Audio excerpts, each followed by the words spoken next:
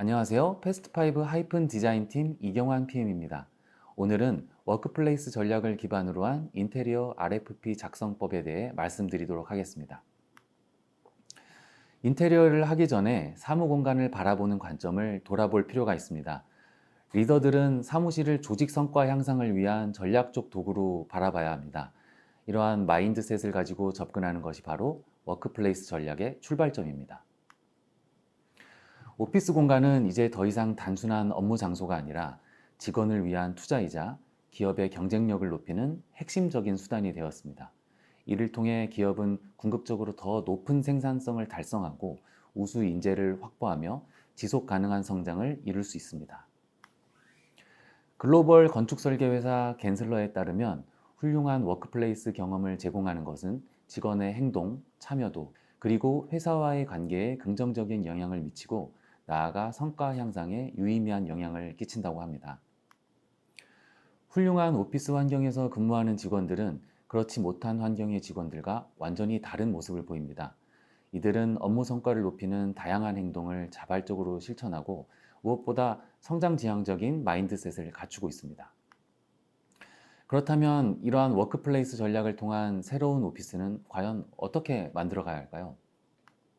그 여정의 가장 첫 번째 단계는 바로 비즈니스 목표 설정과 현재 워크플레이스의 진단입니다. 비즈니스 목표는 공간 설계의 가장 큰 방향성으로 연결되고 현재 오피스 공간에 대한 진단은 개선점으로 연결되기 때문입니다. 이 과정은 워크플레이스 전략의 시작과 동시에 이를 구현할 RFP를 작성하는 초석이 됩니다. 그럼 지금부터는 비즈니스 목표를 워크플레이스에 반영한 사례를 세 가지 키워드로 나누어 소개해 드리겠습니다. 좌측 하단에 인테리어 후 측정 가능한 성과 지표 예시를 정리해 뒀으니 참고를 부탁드리겠습니다. 첫 번째, 창의 혁신 사례인 구글 오피스입니다. 사람들이 모이는 곳에서 혁신이 일어난다는 철학을 공간 디자인에 반영했습니다. 만남 유도형 공용 공간을 의도적으로 오피스 주요 동선에 배치했습니다. 중앙 계단을 돋보이게 디자인해 엘리베이터 대신 계단을 이용하도록 유도하고 계단 참에 좌석을 배치해 잠시 멈춰 대화를 나누기 좋게 만들었습니다. 또한 정형화된 회의 공간에서 탈피한 다양한 형태의 협업 공간을 분산 배치해 자발적인 협업을 장려하고 있습니다. 구글은 카페테리아, 마이크로 키친, 라운지 등을 전략적으로 배치해 다른 팀 직원들 간의 자연스러운 만남을 유도합니다. 핵심은 음식으로부터 150피트 이내 규칙입니다. 모든 직원이 45m 안에서 언제든 커피를 마시며 대화할 수 있도록 설계했습니다. 이 외에도 피트니스 센터, 수영장, 세탁 서비스, 미용실, 병원, 육아시설 등 다양한 편의시설을 통해 직장인이 아닌 한 개인으로서의 라이프 스타일도 지원합니다. 결과적으로 만족감을 높이고 직원들의 오피스 체류 시간을 자연스럽게 늘리는 효과를 가져옵니다. 두 번째 사례는 효율과 성과를 목적으로 한 에이슬리의 ABW 오피스 사례입니다. ABW는 액티비티 베이스드 워킹의 약자로 활동 기반 업무를 뜻하는데요. 수행하는 업무의 종류에 따라 본인의 고정 좌석 이외에 가장 적합한 공간을 선택해서 일하는 유연한 업무 환경 전략입니다. ABW의 핵심은 직원이 주체가 되어 업무에 맞춰 공간을 자유롭게 이동하고 선택하는 것입니다. 또한 직원의 건강과 편의성을 고려한 환경을 구성해야 했습니다. 인체공학으로 유명한 허먼 밀러의 체어와 높이 조절이 가능한 모션 데스크를 적용했으며 업무 공간 중간에 위치한 스탠딩 데스크 존에서 멀리 회의실까지 갈 필요 없이 퀵미팅이 가능합니다. 시간을 효율적으로 쓸 수 있게 하였습니다. 에이슬립은 업무 시간 중 독서나 게임을 허용하는 문화가 있습니다. 이러한 활동이 오히려 성과를 높인다고 믿었고 그 조직 문화를 공간 설계에 그대로 반영해 명상실과 스트레칭룸, 독서존과 같은 시설을 만들었습니다. 여기 동굴 같은 독서존은 쿠션을 깔아 편히 누워서 책을 읽을 수 있도록 설계했습니다. 높은 천장과 넓은 공간감, 창가 좌석 배치로 기본적인 개방감을 확보하고 파티션을 없애고 투명 유리 회의실을 통해 시각적 개방성을 극대화하였습니다. 무빙월, 폴딩도어 같은 가변형 요소로 공간을 유연하게 활용할 수 있도록 설계하여 넓고 쾌적한 업무 환경을 만들어냅니다. 세 번째는 브랜드 이미지 구축을 목표로 삼은 새 기업의 사례를 말씀드리겠습니다. 에드윈 코리아는 B2B 바이어 방문 시 제품과 브랜드를 적극적으로 보여줄 수 있는 공간을 구성하였습니다. 사옥 1층 라운지에서 바이어를 맞이하고 2층으로 올라가 쇼룸 투어를 하게 됩니다.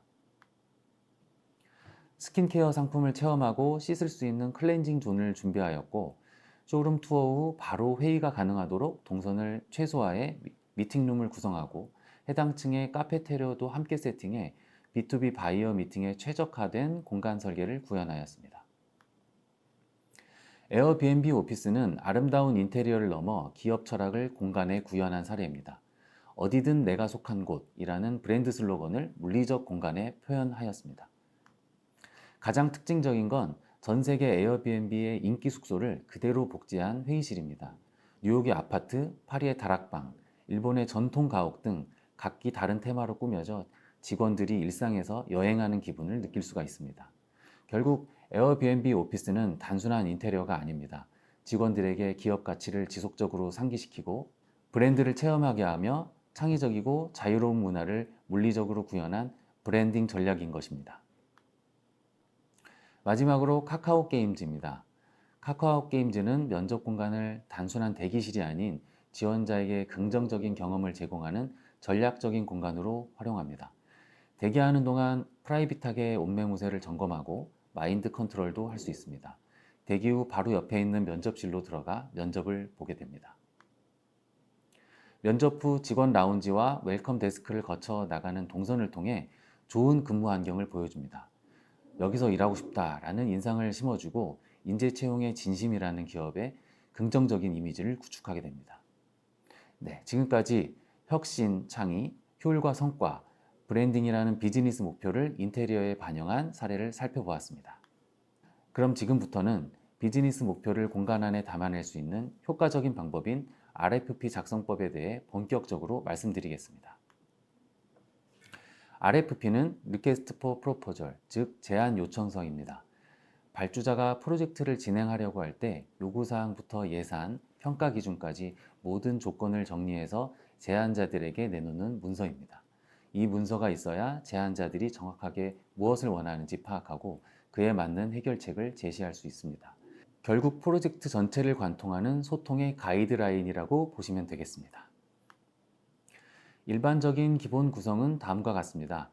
기본적인 공사 개요를 시작으로 전체적인 입찰 및 공사 일정, 구체적인 제안 요청 사항, 제안서의 제출 방법 및 평가 기준에 이르는 순서로 구성됩니다. 이러한 기본 내용 중 오늘 말씀드리고자 하는 포인트는 구체적인 제안 요청 사항을 어떻게 도출하는지에 대한 방법입니다. 현황 파악, 프로젝트 예산, 공간별 요구 사항, 건물 공사 기준으로 구분하여 설명드리겠습니다. 먼저 첫 번째 고려사항 바로 현황 파악입니다. 직원들의 다양한 업무 형태, 조직 문화를 정의하고 임직원들의 의견을 수렴하는 과정을 통해 새로운 오피스 공간이 나아가야 할 큰 목표를 정의할 수 있습니다. 이를 위한 방법으로 직원 설문조사, 부서별 인터뷰, 내근직과 외근직의 비율 파악, 남녀 성비 및 연령대 조사 등이 활용될 수 있습니다. 업무 패턴에 맞춰 좌석을 조성한 러쉬 코리아 사례입니다. 외근이 많은 영업팀은 자율석, 내근 중심인 경영지원과 CS팀은 별실에 고정석으로 배정했습니다.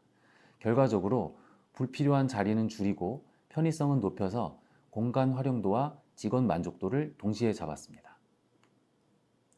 인터그래프 코리아는 소통과 협업을 중시하는 조직 문화를 바탕으로 하이브리드 근무 제도에 최적화된 오피스로 설계됐습니다.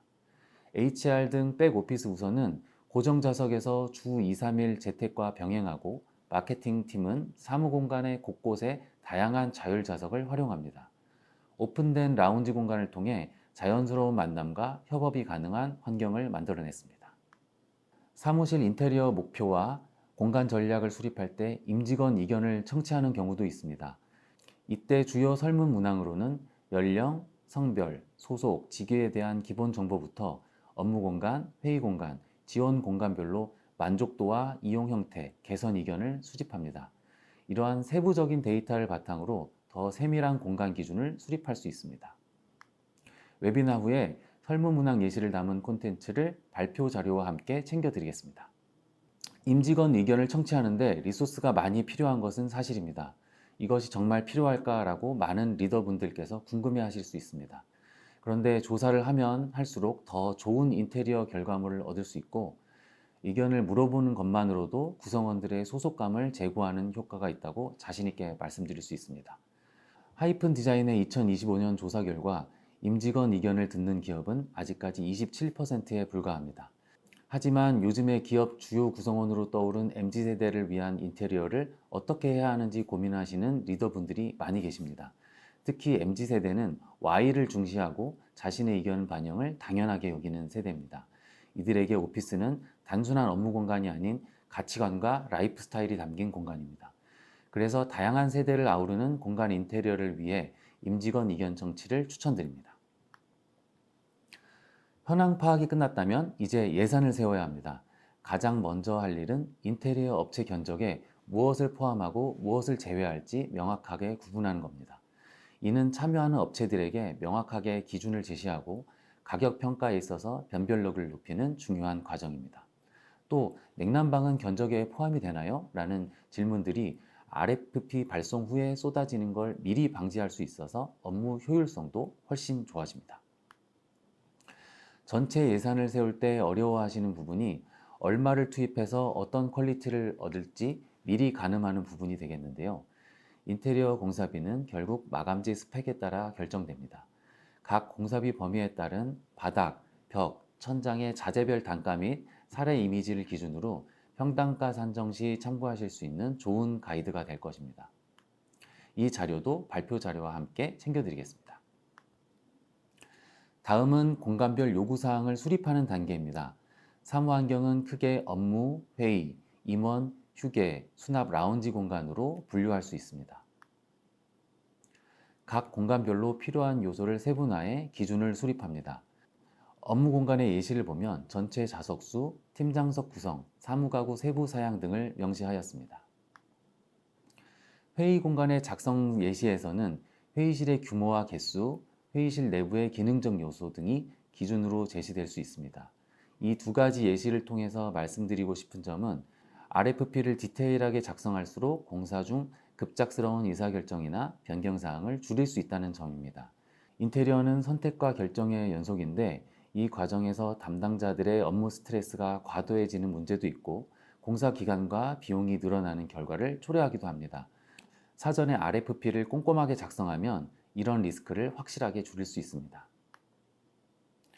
디자인 컨셉트의 설정도 공간 요구사항에서 중요한 요소입니다.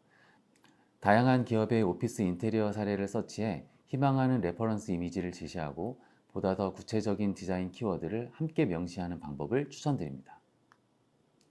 마지막으로 건물 공사 준수사항 파악도 중요합니다.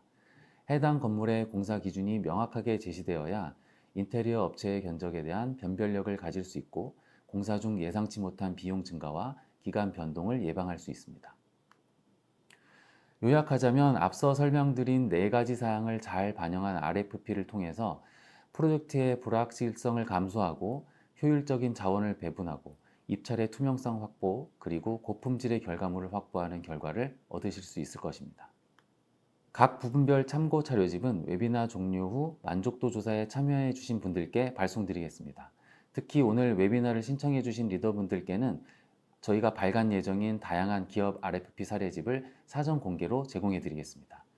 구체적인 상담이 필요하시면 공간 전문가 프로젝트 매니저와의 대면 미팅도 가능하니 많은 관심을 부탁드립니다. 그럼 이번 세션의 마지막 챕터로 RFP를 통해 비즈니스 목표를 성공적으로 구현한 오피스 사례를 소개해 드리겠습니다. 장표의 좌측에서 기업 요구사항을, 우측에서 하이픈 디자인이 제안한 개선 포인트를 확인하실 수 있습니다. 카카오 게임즈는 직원 및 외부인의 동선 분리를 원했는데요. 입구에서 주요 공간까지의 흐름을 간결하게 정리하면서 방문 목적에 따라 동선을 분리해서 보안성과 효율성을 모두 잡았습니다.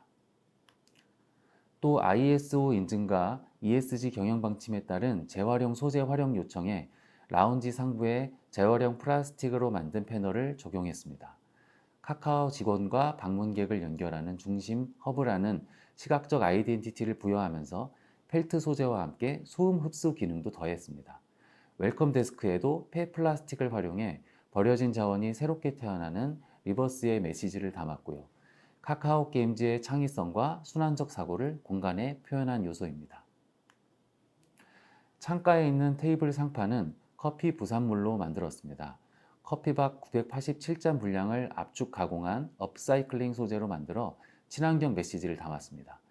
요즘 ESG 경영 방침이 화두인 만큼 오피스 환경에 ESG 요소를 어떻게 적용할지 고민하시는 리더분들에게 많은 도움이 되었으면 좋겠습니다.